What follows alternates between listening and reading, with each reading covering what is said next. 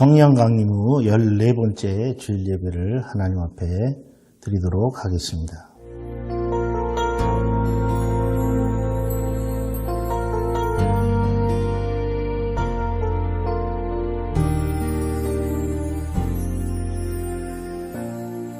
하늘의 문을 여소서, 이곳을 주목하소서. 주를 향한 노래가 꺼지지 않으니 하늘을 열고 보소서. 이곳에 임재하소서. 주님을 기다립니다. 기도의 향기가 하늘에 닿으니 주여 임재하여 주소서.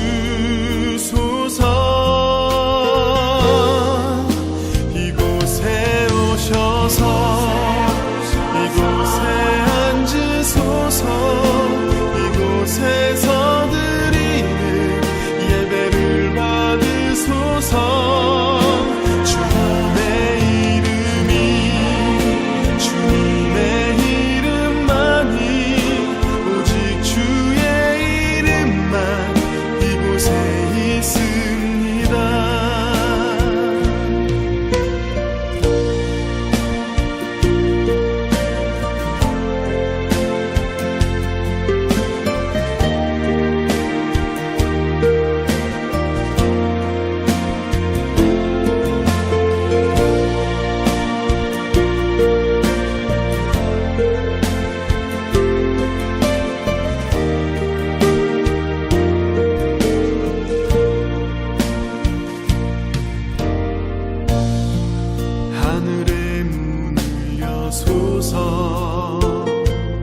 이곳을 주목하소서. 주를 향한 노래가 꺼지지 않으니 하늘을 열고 보소서. 이곳에 임재하소서. 주님을 기다립니다. 기도의 향기가 하늘에 닿으니 주여 임재하여 주소서. 이곳에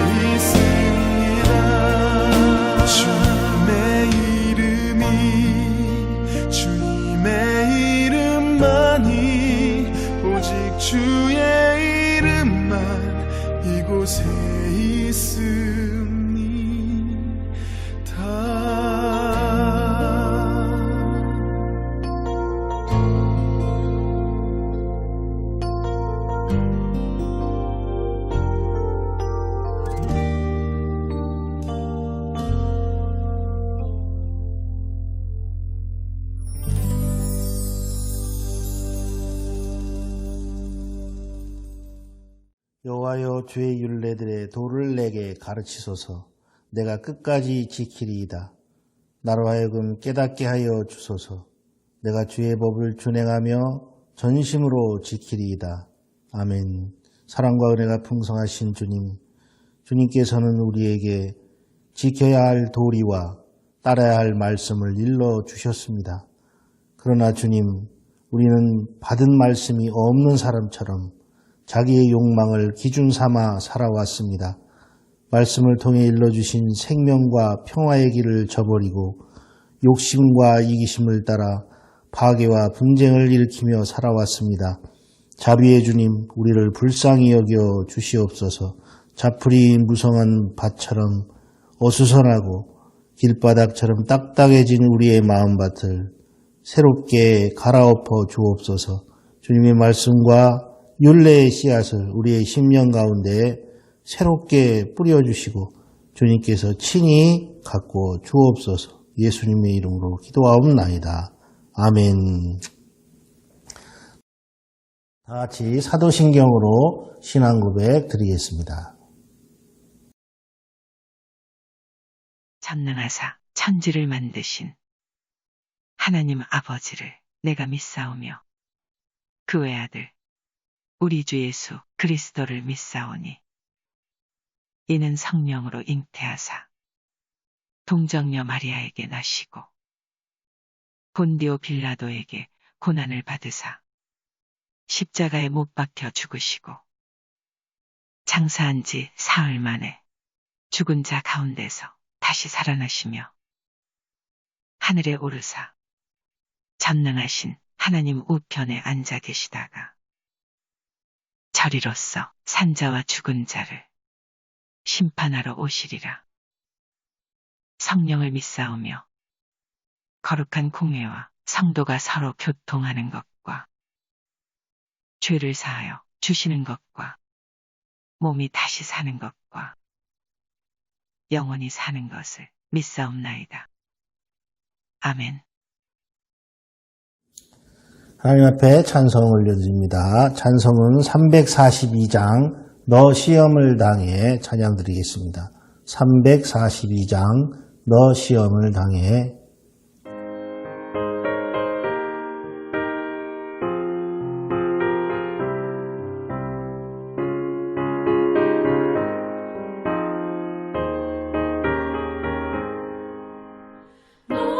시험을 당해 죄 짓지 말고 너 용기를 다해 못 물리치라. 너 시험을 이겨 새 힘을 얻고 주 예수를 믿어 늘 승리하라. 우리 구주의 힘과 그의 위로를 빌라. 주님 내 편에 서서 항상 도우시리. 내 친구를 삼가 잘 선택하고 너네를 삼가 늘 조심하라. 너 열심을 다해 늘 충성하고 온 정성을 다해 주 봉사하라. 우리 구주의 힘과 그의 위로를 빌라. 주님 내 편에 서서 항상 도우시리.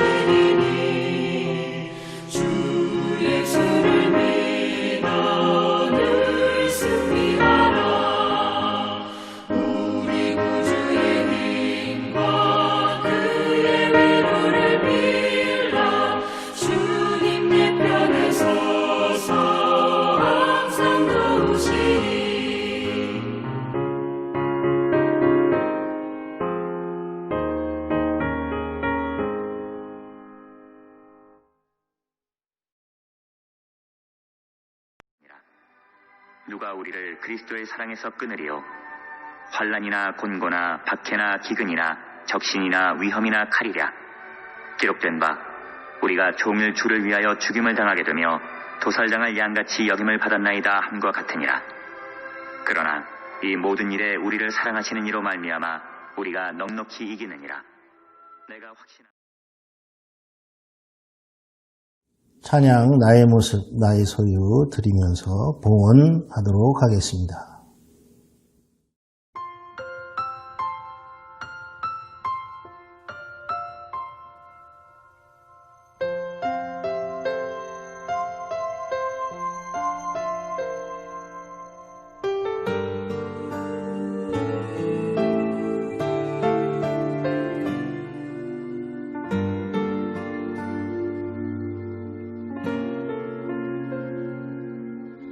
나의 모습 나의 소유 주님 앞에 모두 드립니다.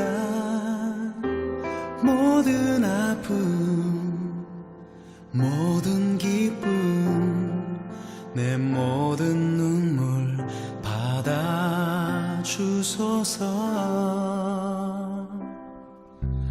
나의 생명을 드리니 주 영광 위하여 사용하옵소서.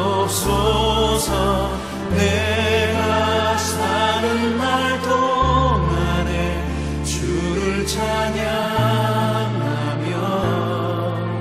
기쁨의 제물 되리.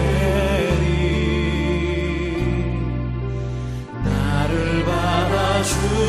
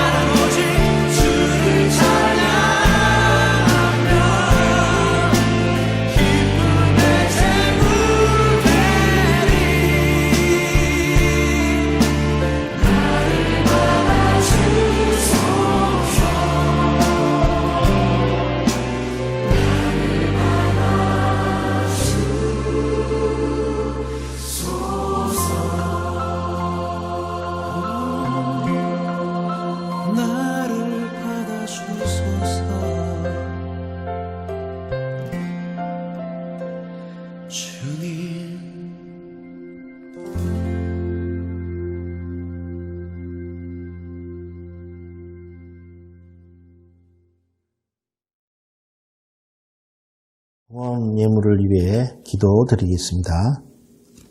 은혜로우신 아버지 하나님, 우리에게 주님의 때를 분별할 수 있는 지혜를 오늘도 내려주시니 감사합니다. 우리의 시간에 주님의 시간을 맞추지 않고 주님의 시간에 우리의 시간을 맞추며 살게 하옵소서. 이끄시는 주님을 앞서 나가지도 않고 너무 뒤떨어가지도 않게 하여 주옵소서. 주님의 시간과 섭리를 따라 살아가게 하여 주옵소서.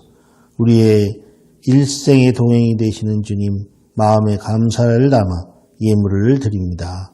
늘 예배를 드리고 예물을 드림과 같이 늘 우리의 시간에 주님께 드리며 살 수 있게 하여 주옵소서. 우리의 모든 삶이 이미 주님의 시간 안에 있음을 잊지 않게 하여 주옵소서. 우리가 드린 예물이 하늘과 땅의 복을 주시는 하나님께 연락되어지는 예물이 되게 하여 주시옵소서. 흠양하신 예물 위에 복을 내리사 우리의 삶에 풍성함을 허락하여 주시고 손대는 모든 일마다 하나님의 놀라우신 은총과 복된 결실을 거두게 하여 주시옵소서. 우리가 섬기는 교회와 또한 아버지의 가정과 자녀들에게도 복을 내려 주시옵소서. 예수님의 이름으로 감사하며 축복하며 기도하옵나이다. 아멘. 말씀드리겠습니다. 중보기도를 요청드리는 내용들입니다. 속히 코로나가 안정을 적으로 관리되어서 정치, 사회, 경제가 회복되고 또 교과 간의 교류가 풀릴 수 있도록 그렇게 기도해 주시기 바랍니다. 그리고 교회의 오프라인 예배가 회복되고 또 우리의 교제가 또 회복되고 담임 목사의 조속한 귀국을 위해서 기도해 주시기 바랍니다. 그리고 모든 교우들의 건강과 또 그리고 경제적인 안정을 위해서 함께 합심해서 기도해 주시기 바랍니다. 할렐루야. 많이 뵙고들 싶습니다. 그런 마음을 가지고 오늘은 사도 바울의 로마서 말씀을 가지고 말씀을 전하도록 하겠습니다. 며칠 전에 대형교회 아주 대형교회의 유명한 목사님이 세상을 떠났습니다. 그런데 제가 그분이 돌아가고 그 댓글들을 보니까 모인을 기리거나 추모하는 글들이 거의 없고 비난하고 저주하는 글들이 대부분이었습니다. 그런 걸 보면서 그리고 제가 그분을 만났던 것이 청년 때 제가 찬양단을 이끌고 연합 집회에 참석했을 때 그때 주강사로 계셨던 분입니다. 그런데 그때 만났던 기억이 있습니다. 어쨌든 그때의 기억도 그렇게 별로 좋지를 않았던 기억이 있습니다. 어쨌든 생전에도 많은 문제들을 일으켰고 그랬던 분인데 어쨌든 초대형 교회를 세워서 돌아가신 분인데 목회를 어떻게 보면 세상적으로는 굉장히 큰 교회를 세우고 또 많은 사람들이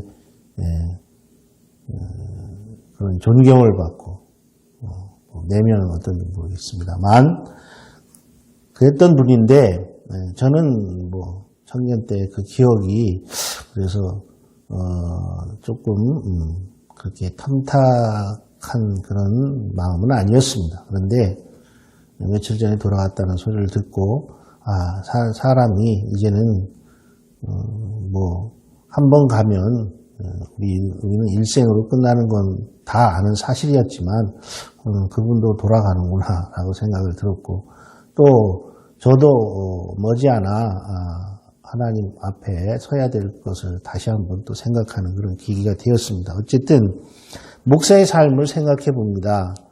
생각을 많이 하게 되었습니다. 목사로서 무슨 생각을 하고 살아야 되고 또 무엇을 위해 사는지 거듭 내 자신에게 물어보는 그런 시간이 되었습니다. 이 말씀을 준비하면서 어떻게 그런 소식을 듣게 되었는지 또 사도 바울의 그 삶에 대해서 다시 한번 살펴보고 저의 목회도 생각해 볼 수 있는 그런 시간이었습니다. 오늘 본문을 기록할 때, 이 로마서 말씀을 기록할 때 바울 사도의 세 번째로 떠난 선교 여행이 이제 끝나가고 있었던 때입니다. 한 3년 전에 사도 바울이 얼마 동안 에베소에서 체류한 후에 세 번째로 수지아 안디옥을 떠났습니다. 사도행전 18장 23절에 나오는 말씀인데, 이 바울 사도의 뜨거운 영혼이, 그 마음이 그곳에서 잘 서가고 있는, 든든하게 서가고 있는 그런 활기찬 교회 생활에서 오는 그런 위로와 또 평안을 그런 누리지도 못하고 쉬지도 못하게 그렇게 만들었습니다. 갈라디아와 부르기아 지역 전체에 있는 그런 흩어져 있는 교우들에 대해서 애정이 너무나 넘쳤어요. 그래서 그들을 염려하고 그들을 보고 싶어 했습니다. 그래서 바울 사도는 길리기아 성문을 다시 지나가고 내륙이나 고지대의 황량한 그런 고원 여기저기를 다니면서 제자들을 세우고 아시아의 로마 속주를 향하여 가며 일을 계속하였습니다. 이 로마 속주는 해안 지방을 따라서 남서쪽으로 계속 놓여 있었습니다. 바울 사도는 전에 이 지역으로 들어가려고 그렇게 애를 썼을 때 주님께 허락을 받지 못하였습니다. 사도행전 16장 6절에 보면 바울이 이 지역에 들어가서 사역을 하려고 했을 때에 성령이 아시아에서 말씀을 전하지 못하게 하심으로 그들이 부르기아와 갈라디아 땅을 거쳐서 무시아 앞에 이르러 비두니아로 가고자 애쓰되 예수의 영이 허락하지 아니하시는지라 라고 기록되어 있습니다. 우리가 가고자 애쓰지만 주님이 허락하시지 않았다는 뜻입니다. 그는 그것에 순종해서 아시아로 간 것이 아니라 유럽으로 건너가게 되지요. 왜 그렇게 하였을까요? 그것은 때가 아니었기 때문입니다. 때는 하나님의 때 외에는 우리가 주목할 것이 없습니다. 주님이 인도하시는 때와 장소는 그리스도인들의 삶에 굉장히 중요합니다. 그러므로 늘 그것을 기도로 확인하고 물어보시기 바랍니다. 지금이 걸어갈 때인지 앉아야 될 때인지 서야 할 때인지 지금이 주님만 바라봐야 되는지 또 나를 들여다봐야 되는 때인지 그것을 늘 확인해야 됩니다. 우리가 찬송도 있지 않습니까? 찬양도 있지 않습니까? 주님 말씀하시면 내가 나아가리다. 주님 말씀하시면 내가 가기도 하고 서기도 하고 참 순종하는 모습이 그대로 보이는 그런 찬양이죠. 그런데 이번에는 전에 그의 일행들이 제지당했던 그런 만큼 분명하게 주님께서 이 지역으로 인도하시는 것을 그는 느꼈습니다. 이같이 우리의 주권자이신 주님은 자기 종들을 자신의 꿈을 즉각적으로 이루는 것들을 제지하실 때가 있습니다. 그것은 때가 이르렀을 때 다시 그 꿈을 이루도록 하기 위해서입니다. 우리는 기다릴 줄도 알아야 됩니다. 오래 참아야 됩니다. 인내할 줄도 알아야 됩니다. 지금 우리가 어떤 때를 지나고 있습니까? 지금은 인내할 때입니다. 오래 참아야 될 때입니다. 그리고 또한 그저 인내만 하고 있을 것이 아니라 준비할 때입니다. 우리의 상황을 볼 때 지금은 그런 때입니다. 각자 흩어져 있는 지금은 자기를 돌볼 때입니다. 자기의 영혼과 삶을 되돌아봐야 하는 때입니다. 지금의 상황을 볼 때에 그것도 아주 깊이 자신을 뒤돌아보는 그러한 시간이 되어야 합니다. 바울 사도가 마침내 에베소로 내려온 것은 그가 전에 엄숙하게 했던 그런 서약을 이해하기 위해서였습니다. 사도는 전에 고린도에서 예루살렘으로 가는 길에 거기에서 안식일 하루를 보냈습니다. 그때 그의 사역은 유대인들에게 아주 깊은 관심을 불러일으켰기 때문에 유대인들이 오랜 시간 그를 머물도록 강권했었던 일이 있었습니다. 그러나 이번에는 서원을 이행하기 위해서 예루살렘으로 올라가야 했기 때문에 서둘러 가야 했기 때문에 결국은 오래 머무를 수 없었습니다. 그래서 바울 사도는 이렇게 얘기합니다. 하나님의 뜻이면 너희에게 돌아오리라. 하나님의 뜻이면 하나님의 뜻에 따라 만사는 진행됩니다. 코로나도 마찬가지입니다, 여러분. 하나님의 뜻대로 됩니다. 하나님의 뜻이면 일찍 끝날 것이고 하나님의 뜻이면 오래 갈 수도 있습니다. 그러나 하나님께서 긍휼을 베푸시기를, 은혜를 베푸시기를 구하는 것은 그리스도인들의 특권입니다. 그 뜻을 돌이키셔서 은혜를 베푸신 적이 많기 때문입니다. 우리 모두가 간절하게 하나님 앞에 회개하는 마음으로 서고 그리고 간절한 마음으로 하나님의 은혜를 구한다면 하나님의 긍휼하신 그 은혜를 구한다면 하나님께서 뜻을 돌이키실 수도 있습니다. 그러나 사람들이 지금 하나님 앞에 엎드리고 있느냐 하는 것을 우리는 살펴봐야 돼요.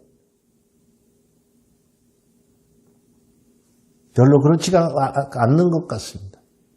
어쨌든 바울 사도가 이번에 소아시아의 주요 도시를 방문했던 것은 그 약속을 이행하려는 뜻에서였습니다. 그 사이 좋은 일이 있었습니다. 알렉산드리아 사람으로 달변가 아볼로가 이 도시를 방문했다가 거기에서 바울의 친구들인 동역자들인 아굴라와 브리스길라를 만난 것입니다. 이들은 동료 사역자인 바울이 오기를 기다리고 있었습니다. 이 두 사람 아굴라와 브리스길라를 통해서 아볼로는 자기가 깨닫지 못한 것을 깨닫게 됩니다.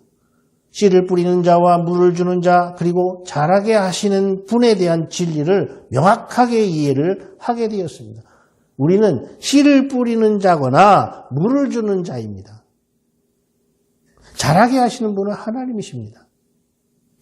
하나님이 자라게 하십니다. 그런데 씨를 뿌리고 물을 주고 자기 자신이 자라게까지 하려고 하는 그런 어리석은 사람들이 많습니다.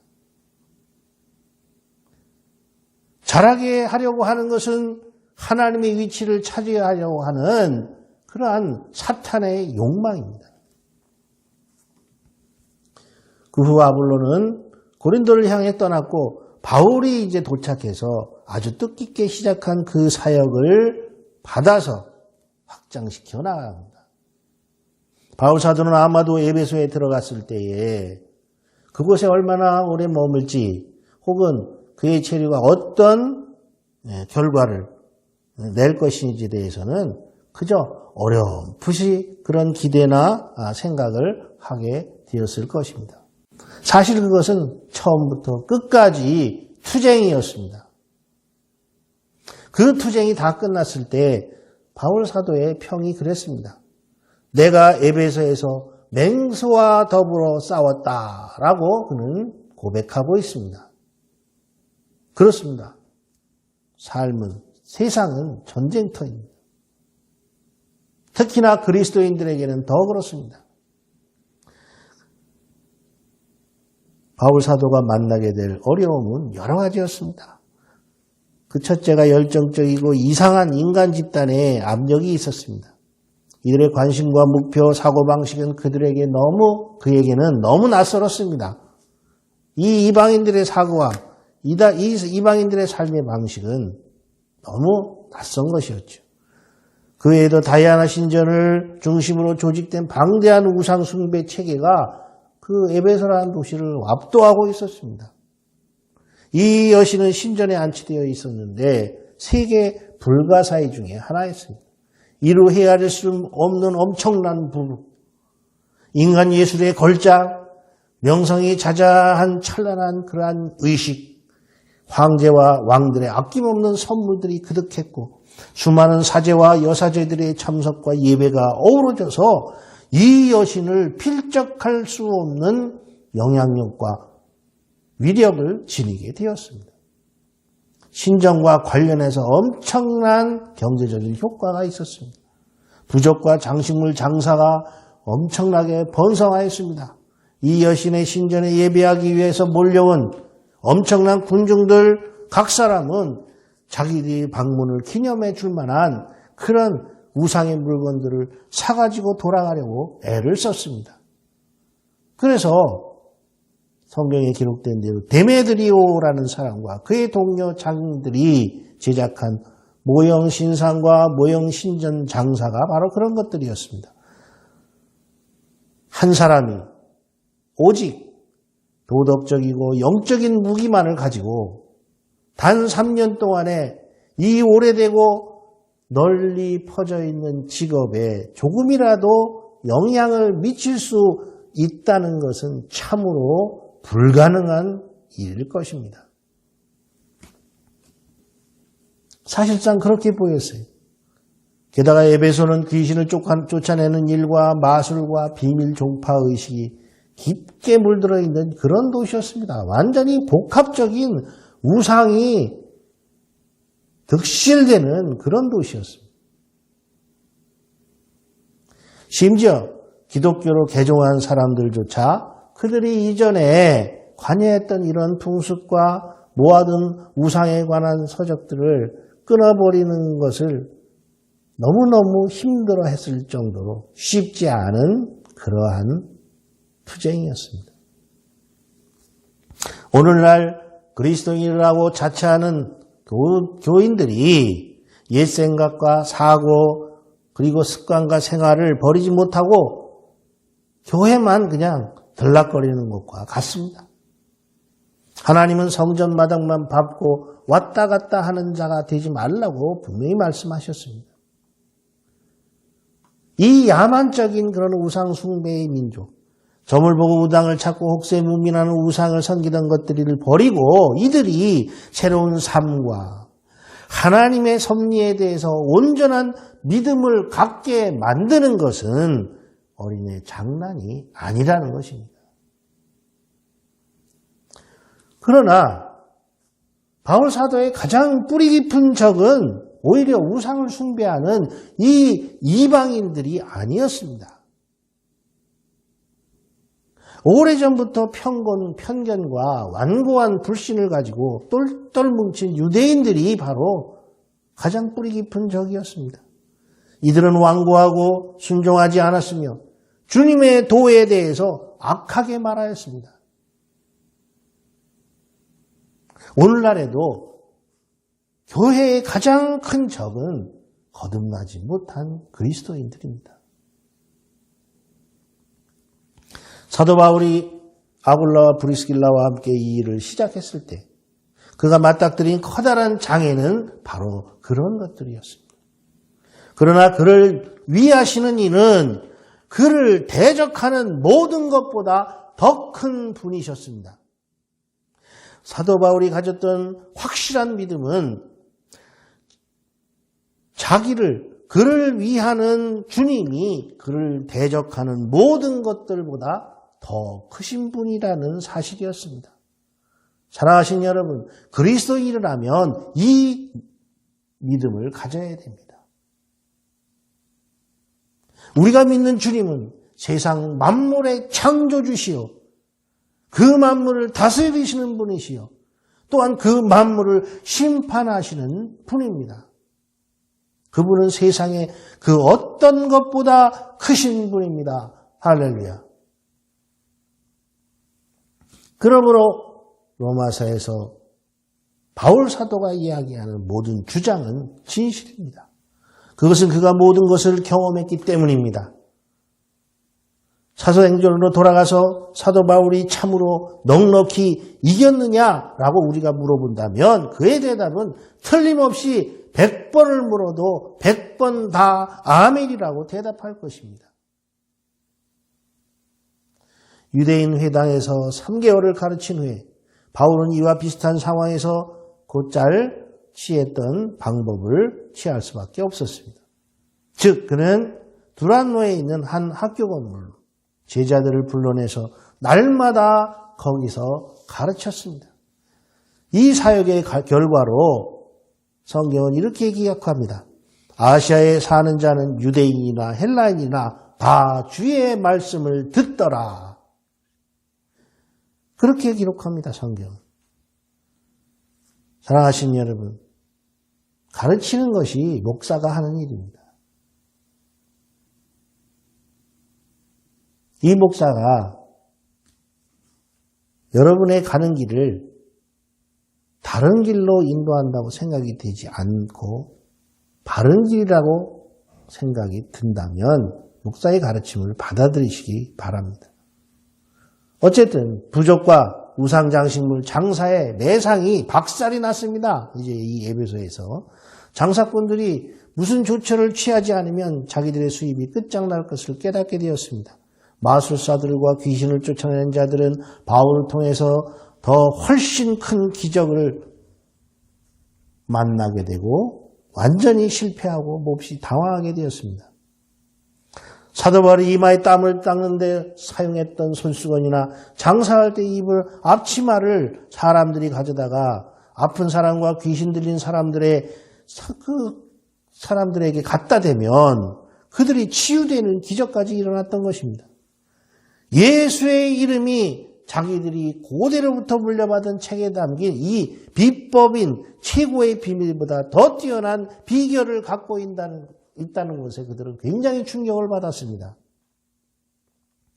그 영향이 워낙 강력해서 우상을 믿는 그들 가운데 많은 사람이 개종할 정도였습니다.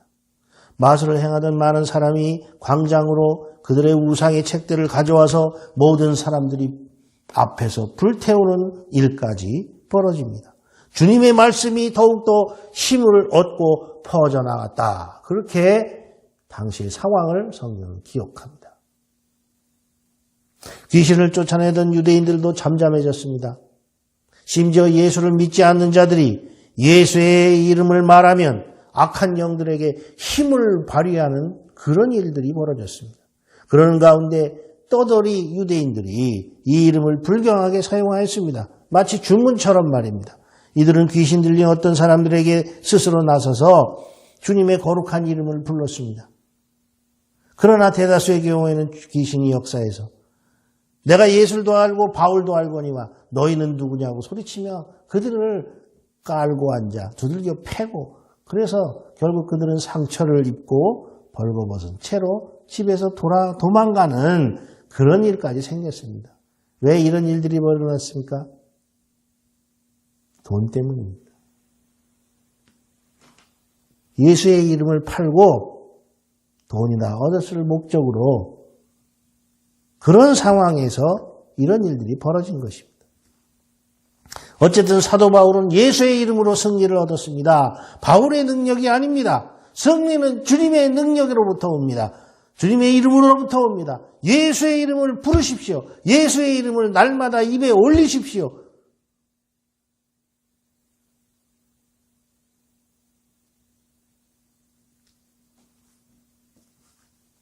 하루 종일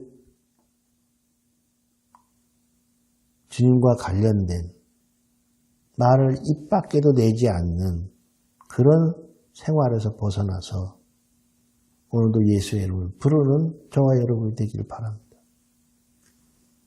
그리스도인의 삶의 승리는 불가사의한 힘에 의해서 실제로 이루어집니다. 홀로 담대하게 이같이 투쟁하고 승리를 거두는 것처럼 보이는 사도 바울도 그의 생애를 들여다보면 그의 삶에도 슬픔과 시련에 대한 애처로운 기록들을 많이 만나게 됩니다. 몸에 질병까지 지니고 그처럼 연약하고 부족하며 불리한 점이 많고 그를 죽이려고 치열하게 반대하는 세력에 직면해 있는 가운데서도 어떻게 그런 상황과 그런 형편에서 그런 사람이 넉넉하게 이길 수 있었을까 궁금하지 않을 수 없습니다. 그 모든 것을 그는 다 어떻게 이겨냈을까? 사랑하신 여러분, 우리의 상황은 바울의 상황보다도 훨씬 낫습니다.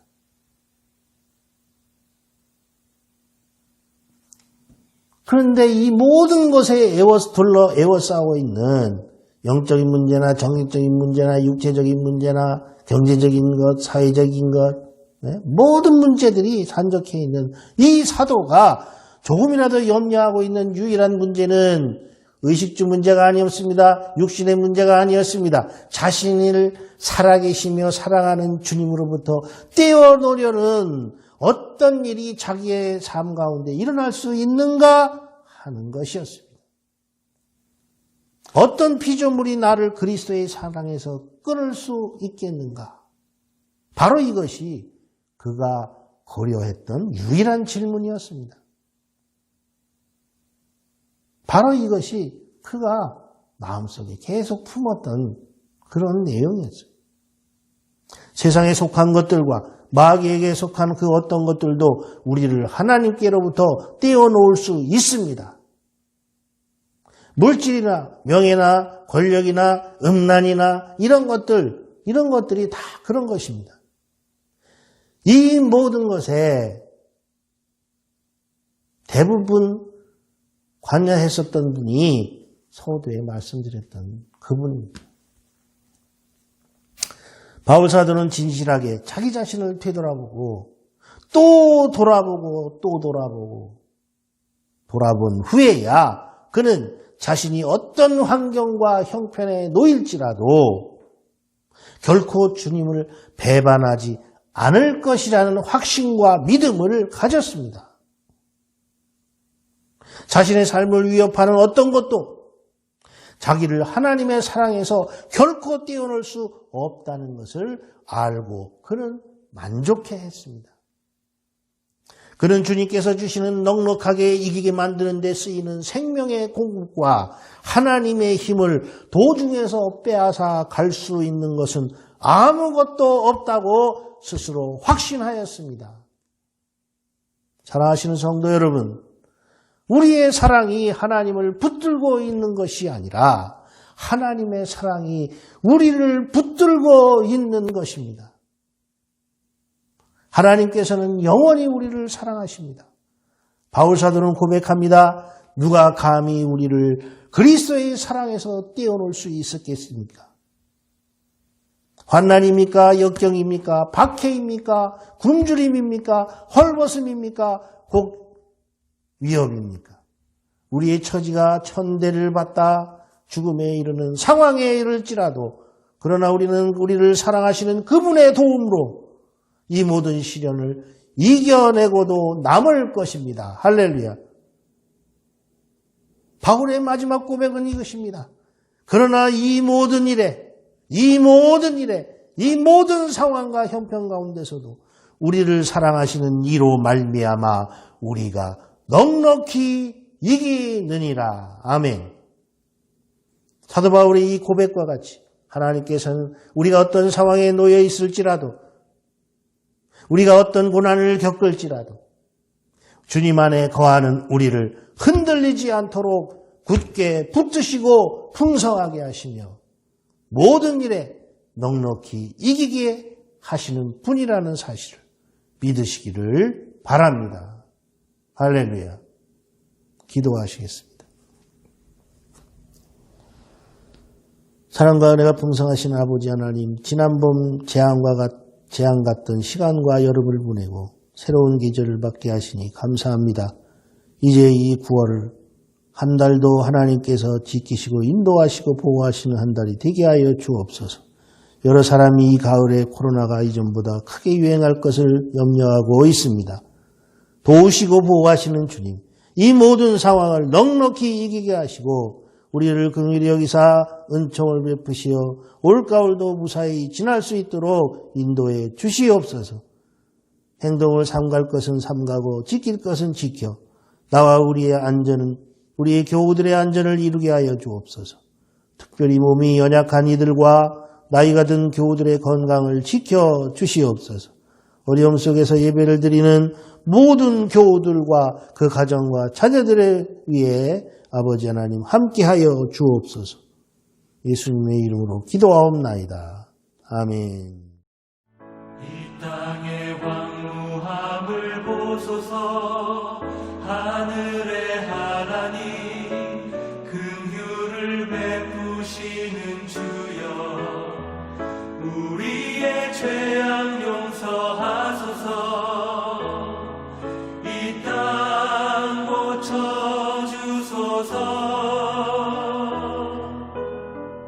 이제 우리 모두 하나 되어 이 땅에 무너진 이 조를 다시 쌓을 때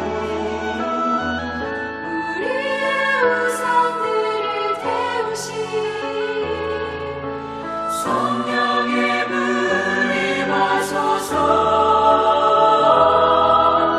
구원의 불길 떠오르게 하소서 주의 말씀이 다 새롭게 하소서 은혜의 강물 흐르게 하소서 성령의 바람 이제 불어와 오 주의 영광 받을까 새날 주소서 오 주님 나라 이 땅에 임하소서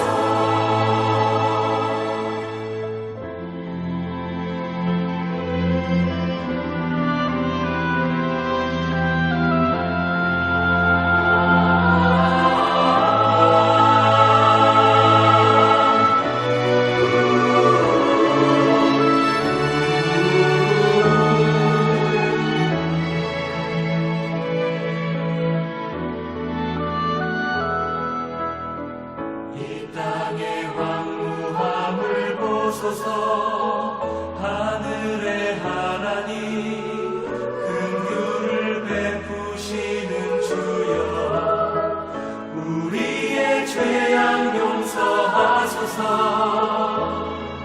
이 땅 고쳐주소서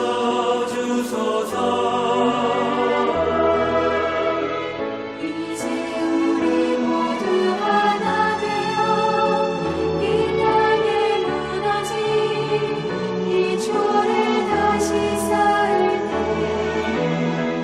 우리의 우상들을 태우시 성령의 불이 마소서 구원의 불길 떠오르게 하소서 주의 말씀이 다 새롭게 하소서 은혜의 강물 흐르게 하소서 성령의 바람 이제 불어와 오 주의 영광 받을까 새날 주소서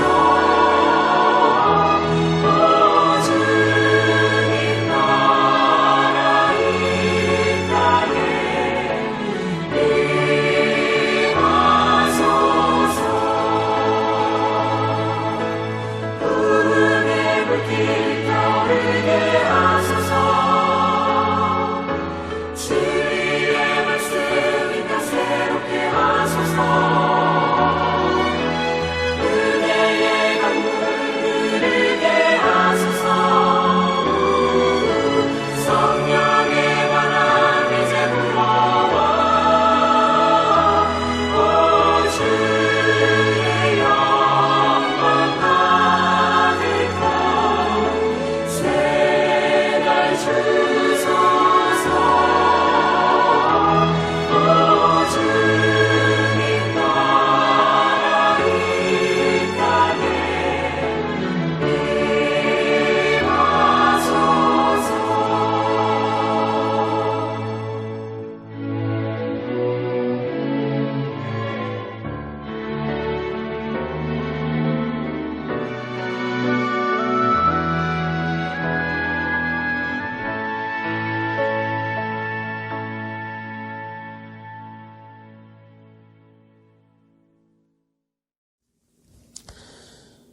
이제는 우리에게 구원의 때를 약속하신 하나님의 사랑과 순리를 따라 사는 삶의 길을 일러주신 그리스도의 은혜와 어둠의 시간을 벗어나 빛의 시간 속에 살게 하시는 성령의 동행하심이 때를 분별하며 참되게 살기를 다짐하고 세상으로 나아가는 모든 교우들 위해 이제부터 영원히 함께 하시기를 간절히 축원하옵나이다. 아멘.